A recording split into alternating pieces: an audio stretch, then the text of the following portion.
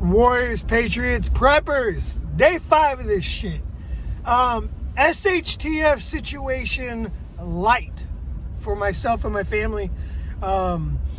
Just like coronavirus was. We were talking about it last night.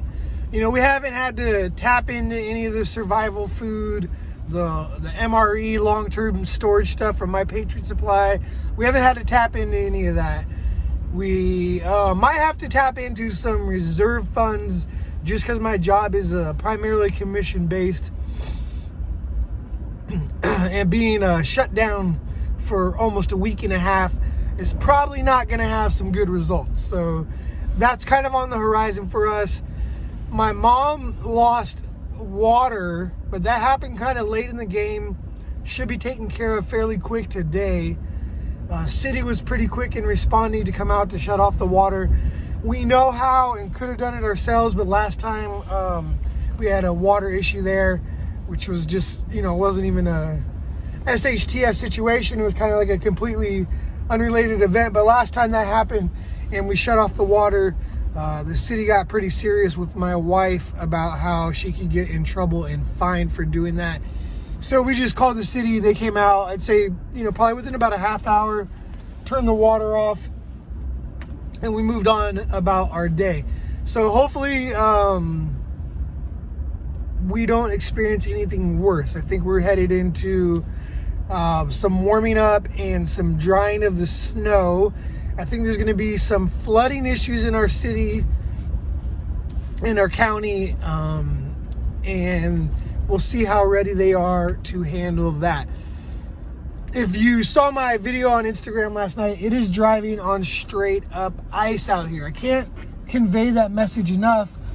People still don't seem to understand it. You know, I got a comment, oh, well, we got spikes on our tires for that. Well, I promise you there's probably not a single spiked tire being sold in the area where I'm at. There's not even chains being sold in the area where I'm at. So it's not really an option. But, you know, they can't plow the streets. We're still having freezing temperatures, which is just, you know, as the snow gets compacted, as people drive on top of it, it's just making this, you know, 3-4 inch sheet of ice that we have to drive on top of if you have to go to work.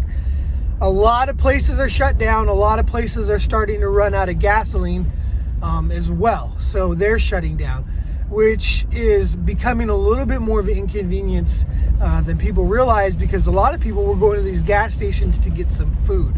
While I was there yesterday, I went to one of the ones that's a little on the outskirts of town on my way home, but they still had gas. So I ended up getting some gas there, about a half tank. I was getting to that point where my I needed to refill. Got some gas there, and they were fielding phone calls about if they had any pizza in stock. Now, this is just kind of like your 7-Eleven little pizzas. It goes up to maybe like a medium size, but it's not like a real proper Pizza Hut pizza or Domino's pizza or anything like that. It's just a little thin little gas station pizza, and people were calling to see if they were still in, because there's a lot of people who don't have food. Now, being in this smaller town, some of these restaurants and mom and pop grocery stores and even the big grocery stores have completely ran out of food. My brother works at Walmart right now, and he said the only food that was left for the meat was the really, really expensive stuff, like these $50 racks of ribs and some more expensive beef and stuff like that, and there wasn't even much of that. So the supply chain, to me, between coronavirus and this situation here, I'm probably gonna get demonetized now for saying that, but whatever, really highlights how weak the supply chain is. You know, we can't even get trucks out here. The 2 trucks I've seen in this town, I think, were trucks that were trying to leave town. One jackknife, and one was stuck on a hill and wasn't going anywhere anytime soon. It was there, I believe 7 hours later from when I first saw it. It was still in the same position it was.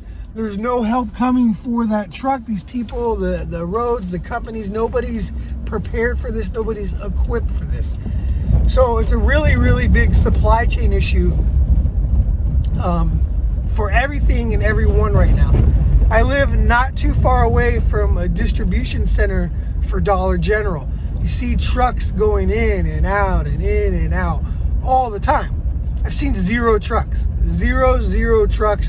for them. So that problem's gonna spill out to other parts of the country too, because I know they hub out of here and go far. So we'll start to see just how weak this supply chain is once again, which just leads me to think about how anyone can be caught in any situation after coronavirus. Like how I gotta stop saying that. They're gonna really demonetize me. How anyone after 2020 cannot be prepared for their natural disasters or job loss or simple things that you probably will face. Like, people have to really just start taking this seriously, and people need to put this message out there that, hey, you need to get prepared. There's no help coming. There's no relief coming. There's no big daddy government that's gonna save you. They might shoot you a couple $1,000 to keep you appeased, but you know, $2,000, $3,000, $4,000 when you haven't been working for a year. Or, you know, some people have to move apartments now. Got to do first month, last month, all that type of stuff. Maybe your homeowner's insurance deductible's high and you have some major repairs, and you know, $2,000, $3,000 isn't going to cut it for you. It's just simply not. So I just hope that as this stuff unfolds and continues, that people will take this prepping more serious, and they'll get in a position that they can weather any storm that comes through, no matter how unexpected it is. So just kind of wanted to chime in on my way to work. I think my overall takeaway from this whole situation is just how truly weak the supply chain is, how truly unprepared most people are, and how I'm proud of myself and I'm proud of my family for putting ourselves in a position to thrive and survive. We haven't even hit, like I said, we haven't even hit our survival stuff yet. We're just in our kind of our basic mode. You know, we made a couple mistakes somehow. There's some miscommunication about how much of the bottled water that was supposed to be for prepping was used. So, you know, we need to kind of revisit that and think about that. But we have thousands and thousands of gallons of survival water on hand that, you know, it would be an inconvenience to tap into right now, because it's not that dire of a situation, but it's something we could do if we had to. So it's just managing expectations, having communication with your family, having communication with your friends, having communication with your community, and trying to get everybody as prepared as you can. Should be a goal. I think I'm going to focus on getting people more prepared than awake to the political climate stuff, because if you're not awake to that by now, then I think, you know, to me, you're kind of a lost cause. Maybe prepping will bring that to your mind and to your forefront, because as you get into prepping, you realize just how much of a danger government is and how much of a danger these leftists are. So that goes without saying. Hopefully for a lot of you who are into prepping, you're politically aware too, because that will have a major impact on your life. You know, from a political standpoint, you know, maybe this is a historical event, but the city, if it was being prepared, really wanted to have, you know, the people's best interest at hand, maybe they would have, you know, one snowplow. Maybe they would have a plan for the snow once it starts to melt. So it is what it is. Dealing with the situation, like I said, it's SHTF light, so I'm not too worried about it. But stay prepping, stay prepared. Sierra.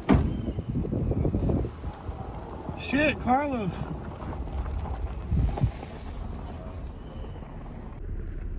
So I just had to notify that police officer of the wreck, so he's on his way to check that out. I mean, he's asked to go like 0 miles an hour. The people are completely unprepared. The emergency services are not equipped for this.